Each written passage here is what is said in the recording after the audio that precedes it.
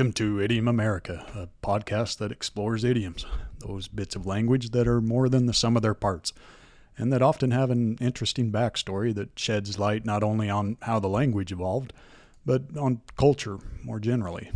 Last episode, we looked at pots and pans idioms like out of the frying pan into the fire, flash in the pan, to pan out, pan in, pan over to pan something, dead pan, down the toilet, going to pot, and pot shot. Easy shot that you take to kill something to bring it home for the cooking pot. There are more pot idioms to go, though, so let's keep the pot boiling with the next pot idiom. Before we do, though, let's take a look at that one. Keep the pot boiling to make sure that a process doesn't stop, that it remains active or engaging, to maintain momentum. I heard this one used the other day in this way by an announcer of an NBA game, referring to how the team was actively passing the basketball around. But this one is also sometimes used in a way that evokes the image of a seething, boiling pot, and when used this way, it specifically refers to continuing to rouse, incite, antagonize, or provoke someone or something. It's clear that the country's government intends to keep the pot boiling, with separatists living in the outer reaches of their border. But the original use of this one dates to the 1700s and referred specifically to providing for sustenance, doing what needs to be done to make a living. And you still sometimes hear this used to mean to manage to earn enough money to buy the essential things in one's life, enough to keep putting food in the pot that's sitting over a constant fire in an old-time kitchen so that it keeps boiling without interruption. A couple of idioms come to mind when speaking of a stew pot, a mishmash, a hodgepodge, or a potpourri, if you will. But first, potpourri is kind of interesting. It comes from an early 17th century French term that denotes a stew made of different kinds of meat, and it meant literally rotten pot or putrid pot, which is kind of funny now that a second meaning of potpourri refers to a mixture of flowers, herbs, spices that's usually kept in a jar and used for a pleasant scent. But as an aside, these stew pots that are never emptied all the way, but which just keep getting replenished with ingredients and liquid as necessary, are often called hunter's pots or hunter stew or perpetual stew or forever soup.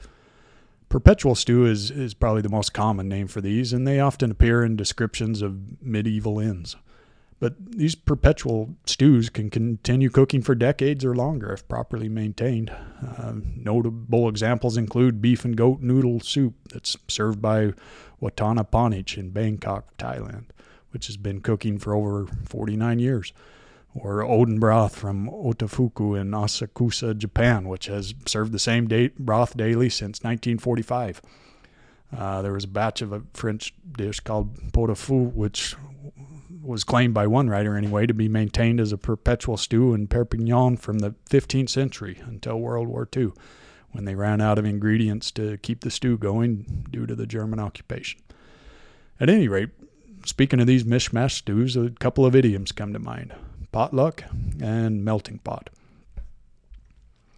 A potluck, or potluck dinner, of course, is a communal gathering where each guest or group contributes a different, often homemade, dish of food to be shared.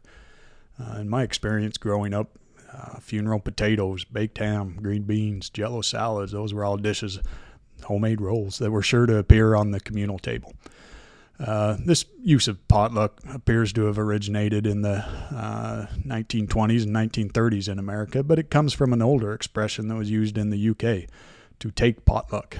And this phrase arose in the 16th century, and it meant food provided for an unexpected or uninvited guest. The luck of the pot, in other words. You show up as a guest at some inn or homestead, and you take your chances at what's being served out of the pot. It's worth mentioning here the term potlatch, which is a Native American gift-giving feast that is practiced by indigenous peoples of the Pacific Northwest that involves giving away or destroying wealth or valuable items in order to demonstrate a leader's wealth and power. Some people have posited a connection between potluck and potlatch, given that they sound similar and they both involve communal feasts, but that doesn't seem to be the case, as the word comes from the Chinook, meaning to give away or a gift. And while we're on it, a random shout out to the town of Potlatch, Idaho, and the Potlatch River that are both named after the potlatch, which was practiced by some of the tribes in that area. And one final tidbit on potlatches. Canada actually made these illegal in 1884 at the urging of missionaries and government agents who considered it a, quote, worse than useless custom that was seen as wasteful, unproductive, and contrary to, quote, civilized values of accumulation of wealth. This ban wasn't repealed until 1951, and now potlatches are openly held by those indigenous people who are committed to restoring their ancestors' ways. And speaking of the merging of cultures, on to melting pots. The melting pot metaphor arose in the 18th century, sometimes appearing as the smelting pot or the crucible, and it described the fusion of various religious sects, nationalities, and ethnic groups into one distinct people, e pluribus unum. If you've ever taken a tour of the U.S. Capitol building in D.C. the last few years, you've probably seen that movie that's called E Pluribus Unum, Out of Many One. And maybe I'm just sappy, but it still gives me chills every time. Anyway, one of the first precursors of the term was hinted at by the French-American immigrant and author J. Hector St. Jean de Crevecoeur in 1782, who wrote that in America, individuals of all nations are melted into a new race of men, whose labors and posterity will one day cause great changes in the world. A century later, Ralph Waldo Emerson used the melting pot image to describe the, quote, fusing process that transforms the English, the German, the Irish immigrant into an American. The individuality of the immigrant, almost even his traits of race and religion, fuse down in the democratic alembic like chips of brass thrown into the melting pot. And if you're not familiar with an alembic, it's an alchemical still that consists of two vessels connected by a tube that's used for the distillation of liquids.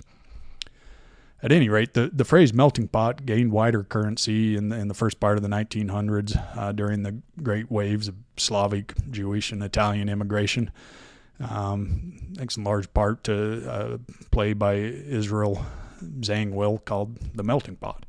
And in it, a character says with enthusiasm, "America is God's crucible, the great melting pot where all the races of Europe are melting and reforming." And I think it's fair to say that this play is probably the most responsible for the modern-day popularity of the term. And nowadays, the melting pot process has come to take on the meaning of immigrants to the United States that are being Americanized. And that is, they're being culturally assimilated and acculturated into the country. You might think that stirring the pot would accelerate the melting process, but you got to wonder sometimes if that's indeed the case. Stirring the pot, of course, means to bring up hot topics and controversial discussions that are sure to make some people uncomfortable and on edge. Politics, religion, gossipy drama, that kind of thing. Some might say that stirring the pot causes needless conflict. Others, that it provokes a healthy discussion that's at the core of a democracy. And as far as making for a good melting pot, I think I'd probably come down on the side of stirring the pot. Picture a pot of soup. A lot of ingredients have settled to the bottom, out of sight. When you stir the pot, you bring things to the surface, make them visible. And that raising of awareness alone can sometimes be enough to affect positive change. And sure, this includes some things that some would prefer to keep buried undisturbed, and sure, stirring makes everything bump into each other more, and that can mean conflict, and you can take it all too far too fast, but stirring the pot also helps release flavors. Instead of just having them sit there in their own isolated lump at the bottom of the pot, they're contributing their own unique flavor to the stew, and all that makes for a better national stew, in my opinion. One more pot one that touches on those themes of immigration, pursuit of a better life, out of many one, is a pot of gold at the end of the rainbow, and that's kind of a fun rabbit hole to go down to read about the origins of this one, leprechauns and rainbow cups and Vikings, etc. If you can wade through all the sites that are trying to get you to invest in gold. But let's take a look at a different pot of gold, the jackpot, meaning a money prize pool that accumulates until somebody wins it, like the lottery, or it can mean just a large cash prize or money in general, or even more broadly, any kind of unexpected windfall or reward. Coming across a bowl of candy with nerds in them when you're out trick-or-treating on Halloween. Oh yeah, jackpot. Where'd this one come from? It originally popped up around the 1870s, and it was from the poker game Jacks or Better, which is like traditional 5-card draw, except in this case, if you as a player don't have a pair of Jacks or Better in the first round of betting, you have to pass, which, to get technical, and if you're not into poker, your ears might start to glaze over here a bit, but Jacks or Better doesn't necessarily mean you have to be holding a pair of Jacks, Queens, Kings, or the like. You just have to be holding cards that will beat a pair of tens. But if nobody holds Jacks or Better, the hand must be redealt with an additional ante required so the pot can grow just from these antes. And the pot can also grow in a second way. When the game is over, no player is allowed to win with anything less than 3 of a kind or better. And so if at the end no one has better than 3 of a kind or more, then no player gets the pot, and the hand is redealt with an additional ante required to be added to the existing accumulating pot. And over time, this pot can potentially grow quite large, hence jackpot from Jacks or Better, variation of poker. And within a few decades, this term made its way from the poker tables into culture writ large, and with the advent of slot machines and then lotteries, the term's gotten really popular. And there are a lot of idioms from card games, poker in particular, and that's something that'd be fun to look into in a future episode. One thing I didn't know about pots before this episode was that back in the Middle Ages, pot was used to mean skull or head. You can find examples of this from as far back as 1425. So this leads to a few idioms, most common one probably being, at least here in America, crackpot, meaning a colorfully strange or eccentric person, or if used more derogatorily, as it usually is, someone who has extreme or unusual beliefs, wildly foolish notions. People who take up unpopular causes or conspiracy theories are often called crackpots. And some synonyms here would be crank, fruitcake, nut, nutcase, nutter, oddball, screwball, kook. Break it down and you have crack and pot or head, so literally a cracked head. That kind of speaks for itself in terms of origin and meaning.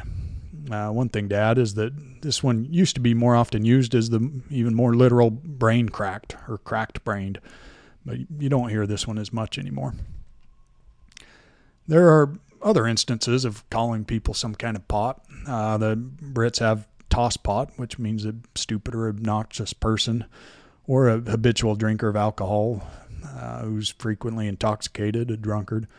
They also have Fusspots, a person who is often not satisfied and complains about things that aren't important. A synonym for that one is fuss budget. And there are honeypots, often used in spycraft, meaning, of course, a person or thing that acts as a lure or a decoy in a trap, scam, or scheme. There are also sexpots, often used in spycraft, which just refer to sexually attractive people, particularly conspicuously sexy women. All right, let's look at that idiom we left off with last episode. Pot calling the kettle black. The Dictionary of Clichés has this to say about that one. An assertion that someone else has the very faults that can be attributed to you. The presumption being that the accuser is unaware of having such faults. The saying dates from centuries ago when stoves ran on wood or coal.